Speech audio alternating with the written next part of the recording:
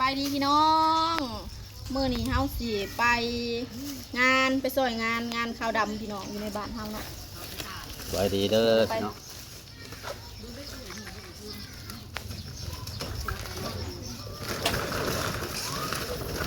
กำลังจะไปนะจ๊ะ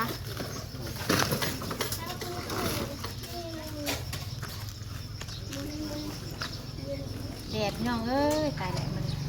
คือมาเฮ็ดนาเดียวจำหน้าได้เนาะหน้าได้งานได้เลยเฮ็ดหน้าไม่ใช่พอยแบบนี้เปิดกล้องมากับกันเงินกันโลดแต่ละมือปั้นเงินกันกันเสียกันเนาะกันไปซื้อได้ถึงโมเมนต์กันให้น้องไปเตยไปส่งนะน้องสิบ่เอารถไปน้องมะนาวกับน้องไปเตยไปส่งที่ร้านมั้ย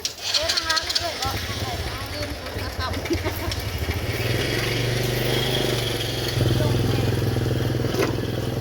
ในบ้านเฮามีคนเสียชีวิตพี่น้องเอ้ย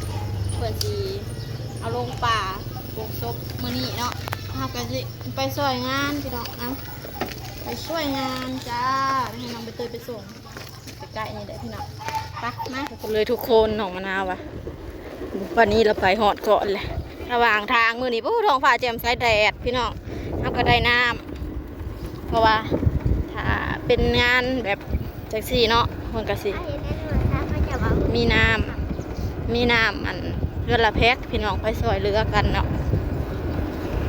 เรา2 แพ็คเพราะว่าเรือในร้อนน้ำ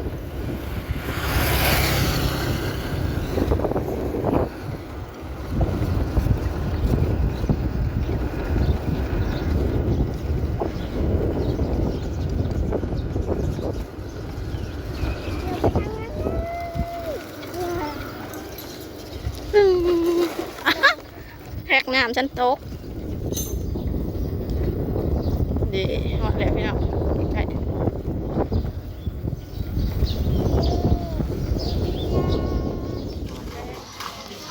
ไปพี่น้องมาเลยรับบทเป็นตากล้อง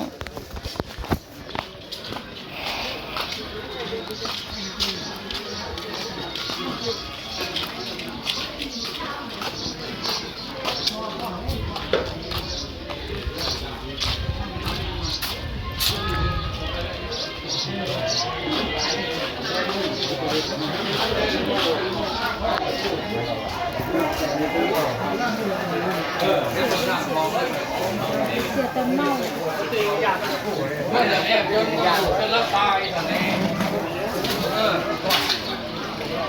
คือมัวแถวเบิร์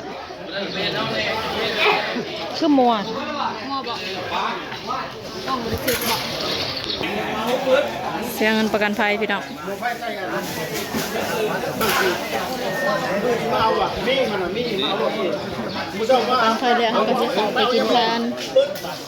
ไปแกะแล้วกล่องใหม่แทงเงินได้ข่าวกำลังน้ำ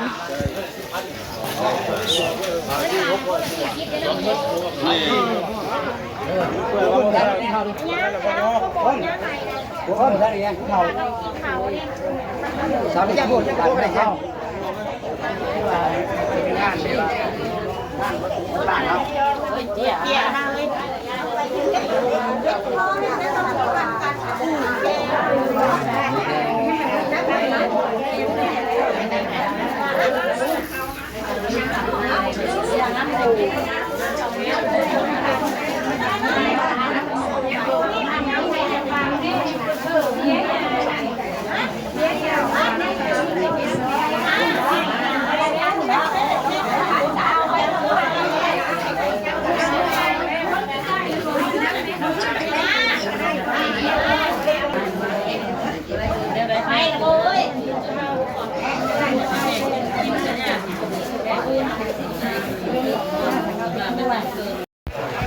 ข้าวคั่วบันนี้พี่น้อง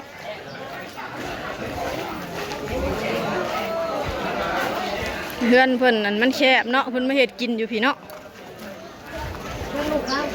เพื่อนลูก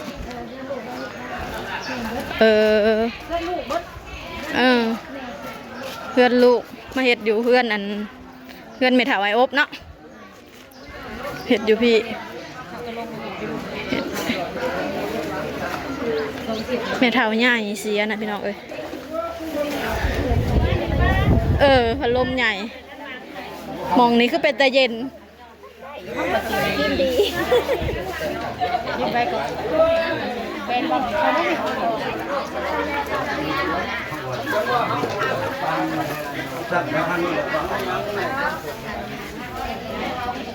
หมอใหญ่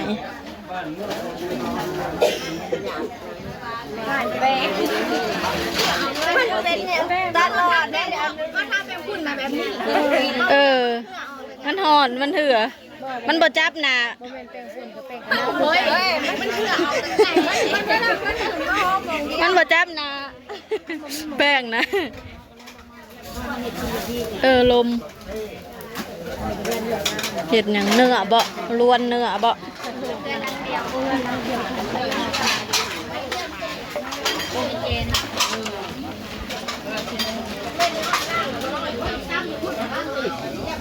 จะสิเป็นลาบพี่น้องเลยเมนูเนื้อลาบปลานิ่นบ่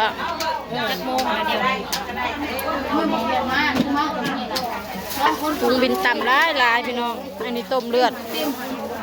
นี่ก็ตำทางหน้าตำบางหู เดี๋ยวมันชื้นนะว่าเดี๋ยวอ้อยกันกันว่างามตำไปตำมา ทางหน้าตำบางหูมีออนเม็ดกระถินพี่น้องเอ้ยทางหน้ากระหมออันซ้ำซีนซ้ำเนื้อทางนี้ซอยปลาบ้าตำบางหูมีหอดกระแป้งเฮ้ยเพชรป่าวเจ๊ซอยป่า ขั้นมาพี่เพชรกับบ่เพื่องมาพี่เฮ้ย เพชรได้ยินแต่แล่นว่ามักพริกเพชรเพชรกับบ่เพื่องในสมมีมะเขือคนบ่นมะนาวมะเล่น มะเขือคนอะไร มะกอกก็มีพี่น้องเอ้ย หนักซีนนะ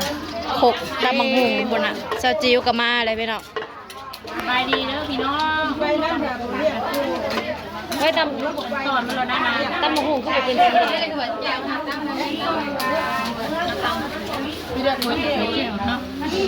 แก้วยังไง แจ่วมังม่วงบอกทางนี้ก็เป็นตะแสบเนาะ หวานก็ต้องชม ซอยปลา หวานผสมมันกับผสมสมมันบาน โอ้ยเจ้าจิ้วเจ้า จะคืดอยากลากเมื่อ เจ้าจิ้วเจ้าอ่อนสัก สากหัก เด็กหายนะ ให้ขยมเลยนี่ให้เลย เอาไปเห็ดอยู่นาบัดเห็ดกระตอบอยู่กลางพงลักลักไปค่ะมีสาเทียบ่ยาลีก็สิบ่ว่าเจ้าจิ้วส่งเนาะว่าเลยเจ้า วันนี้ เห็ดไว้หับแชงหับคนพี่น้อง อันนี้ก็เจ้าตำข้าวปุ้นนะข้าวปุ้นนะตำเดียวอันนี้เจ้าตำเสือตำดีๆกับหมูหวานเอานะ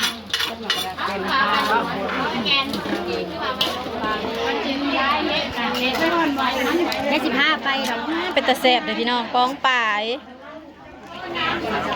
เป็นยังไงตื้อเราไปคอในเด้อตะมะฮงเอาบดนี้โอเคไม่ใหญ่ซ้อนครับไม่ใหญ่นี้ไม่ใหญ่น้อยจับจ้ารับรองแซ่บอร่อยถูกใจแน่นอนนี่เด้อเข่าเด้อจ้าเพชรไปแล้วบ่หนู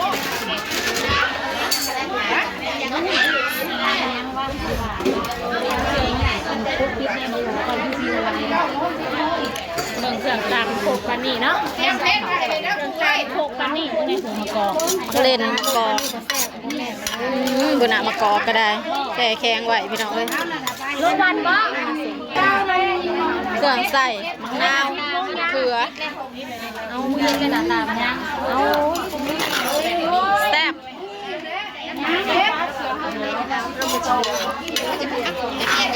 เฮาพากันมาอยู่ครัวพี่น้องเอ้ย พวกแขกทางไกลมาทางอื่นเขาเจ้าก็สิอยู่นั่งอยู่โต๊ะเนาะประมาณเพนเอาไปนะแม่ค่ะได้แล้วบ่